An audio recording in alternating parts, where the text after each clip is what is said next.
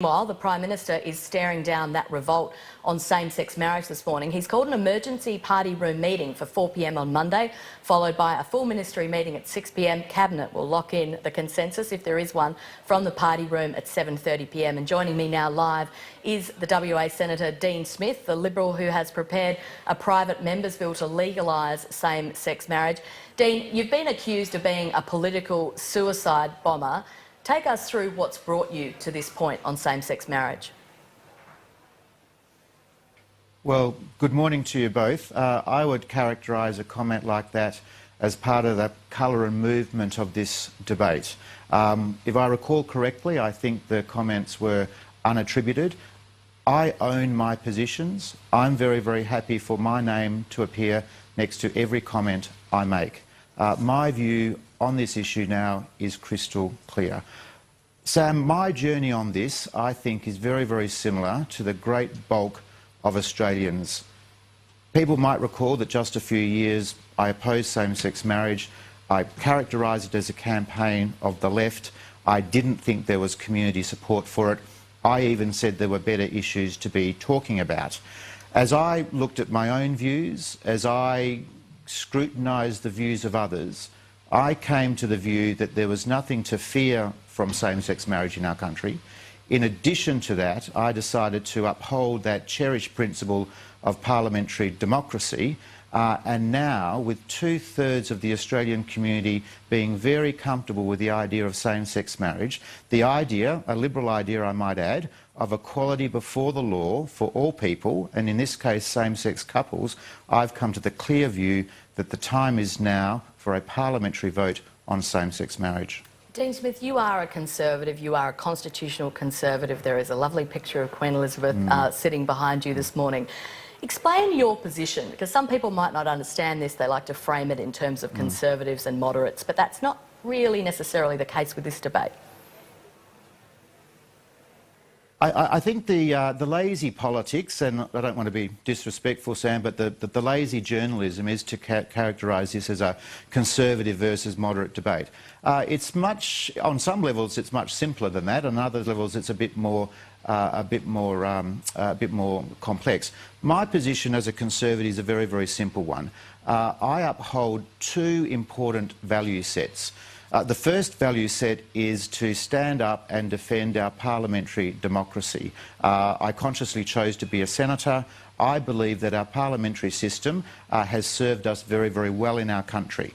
When we have experimented with plebiscites in the past, in 1916 and 1917, they were acrimonious. They divided families and communities. And I took the decision very, very early when we had the plebiscite discussion that I would not support it, and that in actual fact I would argue the case against the plebiscite and argue the case for parliamentary democracy. The second set of values is just as important. And in this comment I'm speaking to my Liberal Party colleagues, but to Liberal Party members. The idea that members of Parliament in our party are afforded a free vote or a conscience vote on sensitive issues like this one is a well-cherished principle. It's a Menzian principle. It's a principle that John Howard used on no less than 5 occasions. I think, Sam, that we will rue the day if we sacrifice those cherished values and principles on this issue. Let's go to the history. We're approaching the 2nd anniversary of the day that Tony Abbott enshrined a plebiscite as Liberal Party policy. What happened on that date? Because there was never a vote in the party room on a plebiscite, was there? Well, you'll forgive me if I don't go through the minutiae of party room meetings. Again, I'm an old-fashioned Liberal, so I do want to uphold the sanctity of those meetings. But you are correct. There was no vote. There was no vote in the parliamentary party room in regards to whether we should adopt a plebiscite or an alternate means of resolving the issue of same-sex marriage. I'd add this point, Sam. When the party room adopted the plebiscite position, it was conceptual. No one knew it would cost $170 million. The details of public funding for yes and no campaigns was unknown. At the time, I think it is fair to say that the idea of a plebiscite had strong community support. But what is what no one can argue against is the fact that as people have come to the realisation, $170 million, the funding of a public campaign, yes and no, and the announcement by some coalition members and senators that the plebiscite would not be bounding, we know it is indisputable that the plebiscite has lost public confidence. The plebiscite idea has had 2 years to prove itself. It has failed. And I might add that the only people in the last 12 months that have been vigorously arguing the plebiscite have been Malcolm Turnbull and George Brandis. The Parliament will not allow the plebiscite because it has failed to win community support. So why do you believe that a postal plebiscite is not the answer now? And having said that there was no vote last time, is a secret ballot now the answer to resolve this? Well, I just caution my colleagues. About rushing too quickly to endorse a postal plebiscite when we don't yet know the nature or the details of that postal plebiscite. I do think that the efforts of Peter Dutton and other members in the Cabinet to try and find a way through this issue does deserve recognition, and it does deserve applause. For me, it's a recognition that others want to see the debate brought to an end. It's a recognition that others see that holding to the plebiscite is a failed policy and will not work. The postal plebiscite, in my mind, has a number of dangerous elements. We still don't know its cost. We don't know how long the postal plebiscite will take to conduct. What does it do to enfranchise or disenfranchise younger voters? We know that young people often don't enrol until the time of an election. What will we do to ensure that young voters get a proper say in a postal plebiscite? And I might add that the legal challenge, the idea that we could agree a postal plebiscite and find it challenged in the courts is a very, very real consideration. And you don't have to believe me on that point. You can believe the AEC and have a look at the Department of Finance website where that point is well made by the Chief Legal Officer of the Electoral Commission. So if the party room on Monday resolves to hold a postal plebiscite, will you respect that decision of your colleagues, or will you suspend standing orders, introduce this bill and disregard the views of your colleagues?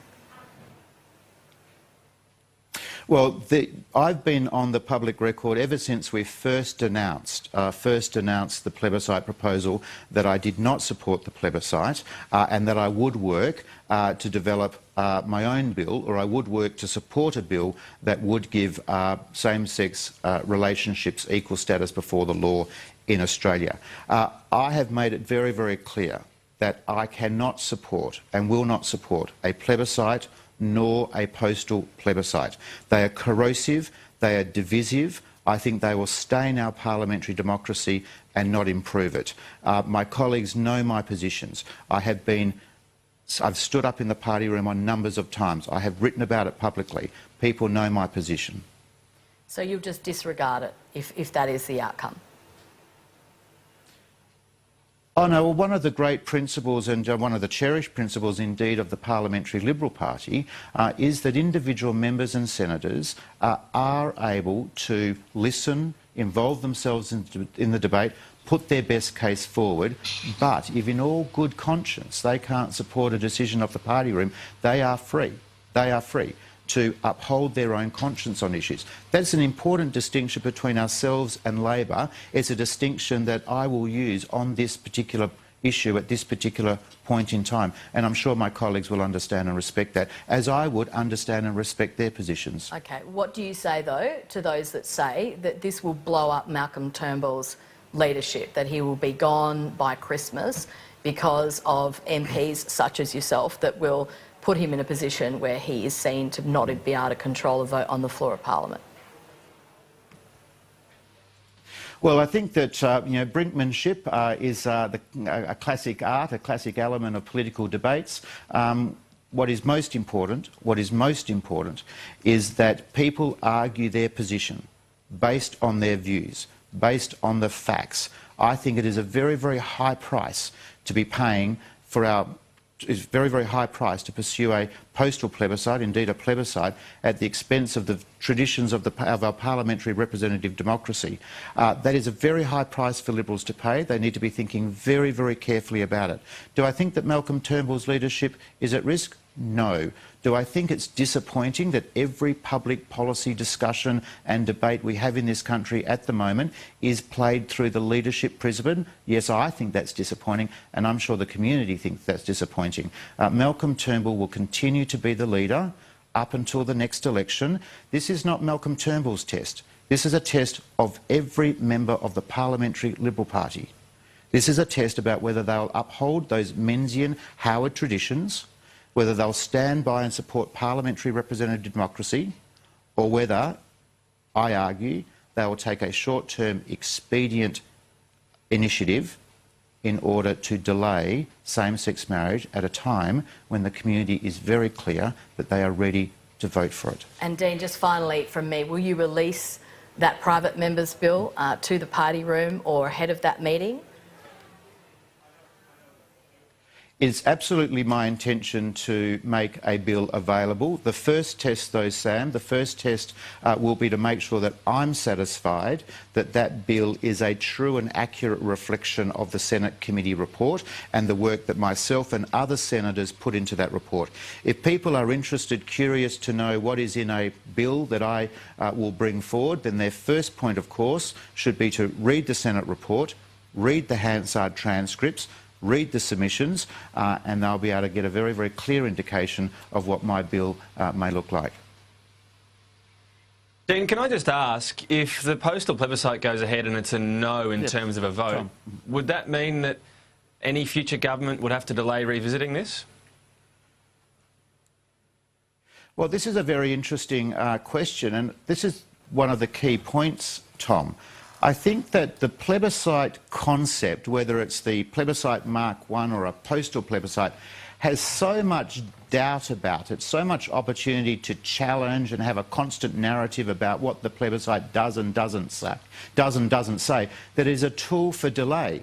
To go back to Sam's earlier point about conservatives versus moderates, I think a better way to understand this issue is between those people that would like to delay a coalition vote on marriage and those people who think that it is better to have a parliamentary vote on marriage sooner or later so that we can move on to other issues. That is the point of distinction.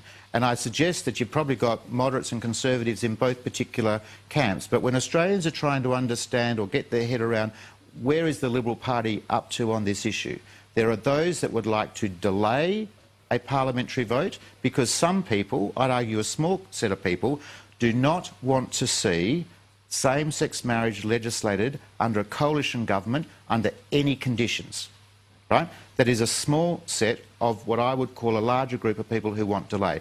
Then there are others like myself who think that the time is now, the attitudes of the community are overwhelmingly in support of same-sex marriage. The parliamentary vote is the best way because it upholds our traditions and customs. That is the best way to look at this debate. Oh, so just very briefly then, if it is a no on a postal plebiscite, that comes back, you might have 60% of the country voting, 35% say no. Does that make it difficult for a future move on this? Well, Tom, I think that's very, very optimistic. We know that when we had the postal plebiscite to elect delegates to the Constitutional Convention in 1997, we had a 47% voter turnout.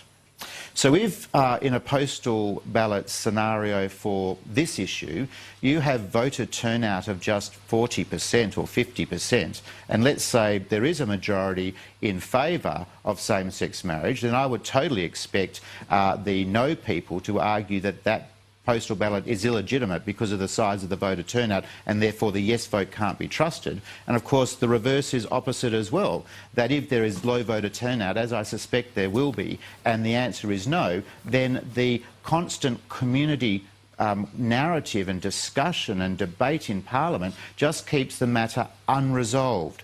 just keeps the matter unresolved. So when we're talking about plebiscites, postal plebiscites or free vote, the question that people should keep at the forefront of their consideration is, does it constantly delay and put off into the never a parliamentary vote, or does it allow and bring forward a parliamentary vote? That's the distinction. A busy time for you. We'll see how it plays out next week and hopefully chat then. But thanks for your time today, Dean Smith. It's great to be with you both. Thank you.